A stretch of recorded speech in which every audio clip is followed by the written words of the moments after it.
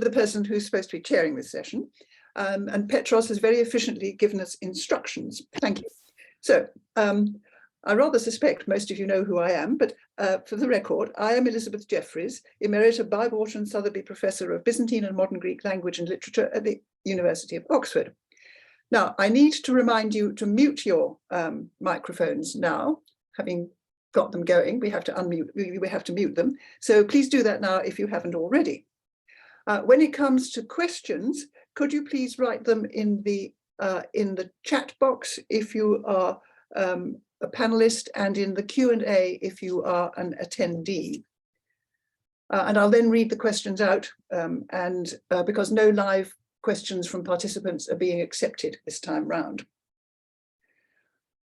Right, gives me great pleasure to introduce the next speaker, whose work I'm sure will be well known to most of you. Brian Croke is a historian of late antiquity. He took his first degree at Macquarie University in Sydney, Australia, and then crossed the globe to Corpus Christi College in Oxford, where he wrote a doctorate on the 6th century historian, chronicler Marcellinus Comes. The 2 years after his doctorate, he spent in Dumbarton Oaks, where he put that excellent library to extremely good use.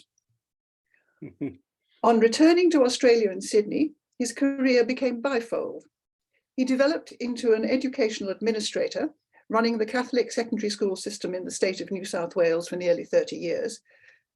Perhaps not all the time running it, but very much in charge. And at the same time, he became a well-reputed academic, an historian with an admirable publication record. His publications include 2 sets of collected studies, Christian Chronicles and Byzantine History, 5th to 6th centuries, and Roman Emperors in Context, with another collection, Engaging with the Past, 250 to circa 650, due out later this year. Brian's publication of articles and papers is extremely prolific. A notable recent paper is his mammoth discussion of the textual transmission of Procopius's books in Procopius from Manuscripts to Books 1400 to 1850, which is in Geoffrey Greatrex's research guide to Procopius, online in the journal Histos. Currently, Brian is an honorary associate of the Department of Classics and Ancient History in the University of Sydney. So, lovely to see you, Brian, actually. The book he'll be presenting today is Flashpoint Hagia Sophia, which, of course, is in the festival's documentation. It was published in 2022 with Routledge. This book, in some ways, covers ground that is completely within Brian's normal repertoire. It draws on his many years of important work on Justinian and the 6th century. But in other ways, it's well out of his comfort zone. It explores a controversial recent event, Turkey's mosquification in 2020 of Istanbul's iconic Hagia Sophia. This was built by Justinian in the 530s and functioned as the patriarchal cathedral for Orthodox Christianity until 1453, when Constantinople fell to the Ottoman Mehmed II. And it then served as the conqueror's mosque until 1934. It was then secularized and became a museum under the auspices of Kemal Ataturk. In 1985, it was placed by UNESCO on its World Heritage List. The first part of Brian's book explores how President Erdogan's declaration of June 2020 came about and the international reaction to this. And the second part sets out the building's role through the centuries as church, mosque, and museum, and concludes with reflections on what the future might hold. I think this is rather an important book. Brian, over to you. Thank you, Elizabeth. I don't need to tell you about the book in that case. You've done a good job. But I can tell you what the book is not about. If you're looking for something new about Hagia Sophia, about the building, the iconography, the purpose, the sorts of things that we expect to find, you won't find it here. This is just about the story of the mosquification. That's not a word I've ever used before. but it's a good word. So thank you, Elizabeth, for that. It's the story of 2019 and 2020, really. But it goes back a long way. Why am I interested suddenly in Hagia Sophia? Well, it's not sudden. It's not sudden. It goes back to the time when I was a junior fellow at Dumbarton Oaks, which Elizabeth referred to. When I was there, also there as a fellow, was one Bob Van Nice, Robert L. Van Nice. And Bob was an architect, and he had set himself to produce the plans that were never produced, of course, or never available, for Hagia Sophia. He crawled over every square inch of it, and if you know his splendid 2 volumes, you know the sort of detail that he was able to bring to bear on the building itself. And I used to love listening to Bob talk about it. And in fact, we'd have lunch together in the Fellows Building, and I'd love to sit down, and Bob would seek me out, and we'd talk about Hagia Sophia, and he told me all about it. And he'd been there since 1937, and it was his sole life's work, really. And in fact, one day I remember well, one senior fellow quietly taking me aside and saying I should be very careful about listening to Bob. I should feel that I don't have to do that, I should escape. Bob would just keep on telling me his old war stories like he did to everybody else, but I enjoyed it. And I learnt a lot about Hagia Sophia and about the intricacies of its construction. And I learnt a lot about him, of course, but I didn't know until I researched this book, I didn't know he'd actually been working in intelligence during the war.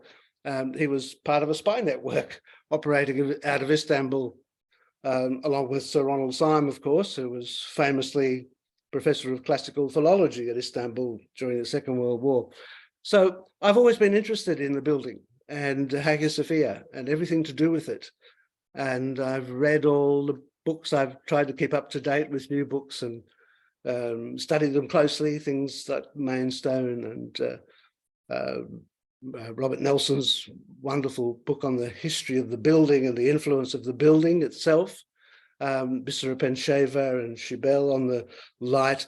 So the modern research of the building and the new tools of technology that are brought to bear on the construction and what we can find out about it have always interested me.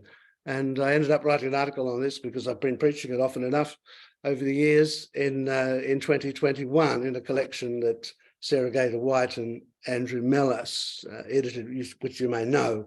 It's called Hymns, Homilies and Humanetics. I think because of that, I've always been alert to the talk from time to time that one day this might become a mosque again, and that researchers might be pushed to the margins, and that the Byzantine dimension of the building might be downgraded. So as I said, I've been alert to it, but colleagues have never really taken it very seriously because they've referred, I think, as Elizabeth did, to it's a UNESCO World Site. How can it ever be threatened? How can UNESCO ever stand by and let it happen? Well, of course, they did in the end. A UNESCO valuation turned out to be fairly worthless. And why did I get interested in the particular conversion at the time in 2019 and 2020? I think being an Antipodean helps. Being an Antipodean, we were swamped here in this part of the world with the so-called Christchurch massacre.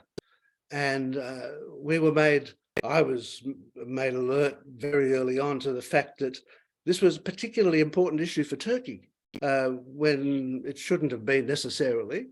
And that President Erdogan was saying in the course of the government elections, the municipal elections, that after the election, he was definitely this time going to make sure that Hagia Sophia would become a mosque once more.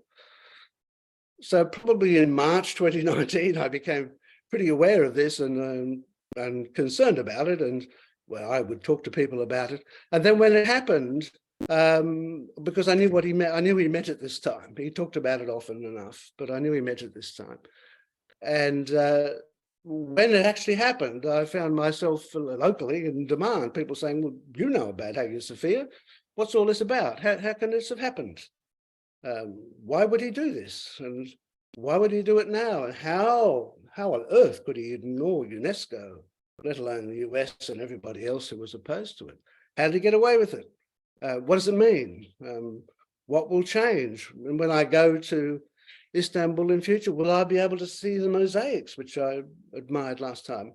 All those sort of questions. And I'd give quite lengthy answers. And people naturally then started to say, well, as they do when we do this sort of thing, all of us, you should write a book about it. And I ended up doing that. Michael Greenwood at Routledge agreed that, yes, we could make a book about it, but it'd have to be quick. It's a very topical thing. It would have to be fairly short, not detailed, not illustrated. It would have to tell a story effectively, but you can't tell the story of the conversion without saying something about the history of the building. There are chapters on the building as a church, as a mosque, and as a museum. But as I said, there's really not a lot that's new in there. So it's not so much about the Byzantine cathedral, but it's more sort of Byzance après Byzance, if you know what I mean. So it's written in a hurry to explain a decision to change the status of Hagia Sophia from a museum, which it was, and for all of our lives virtually, that's what we've known, into a mosque and all that goes with that. But from our point of view, of course, President Erdogan and those around him aren't particularly worried about Byzantium. That's not their issue. Byzantium is more or less irrelevant to them. They see the history of the building really beginning in 1453, and they take the view, and have stated it often, well, if it wasn't for the Ottomans, the building would have fallen down, it would have been neglected. It was in a parlous state in 1453. So we should all be grateful that they've rescued the building for us and made it into the great icon that it is that we recognize. But we of course are worried about the church, and we are interested in its Byzantine heritage and always will be. I think the earthquakes recently in southern Turkey are a reminder of the fact that earthquakes also occur and have occurred, major earthquakes in Istanbul. And if we're worried about the security of buildings, that's the first thing that Turkey as a nation should be concerned about. And the responsibility of Istanbul authorities too, to make sure that Hagia Sophia remains as earthquake-proof as it can be. And we'd hate to see it just tumble down one day in the middle of an earthquake, which didn't happen before. There have been earthquakes and they have had an impact on the building, as we know, but it's always been able to be patched up, if I can put it that way. I'm often asked, well, to anticipate some of the questions, what if there's a change of government? Turkey has its elections this year, 2023, in June. They've been postponed to June. There are 6 opposition parties that are forming a kind of a unity against the 2 parties that form the government. Will that make a difference if we have a new government in Turkey? I think the answer to that is pretty plainly no. It'll make no difference at all. This is something that's bipartisan. It's for reasons I outline in the book. It's in the culture, it's in the religion, it's in the history, and the decision is made, the die is cast. I think that's not going to happen. The related question might be also, will life be easier for Turkish Byzantinists if there's a change of government? Not necessarily, possibly, but not necessarily. Again, for the same reasons. The way that Turkey's come a long way since the time of Ataturk, and it's a century now, and they'll be celebrating the centenary of the Turkish Republic in August in 2023.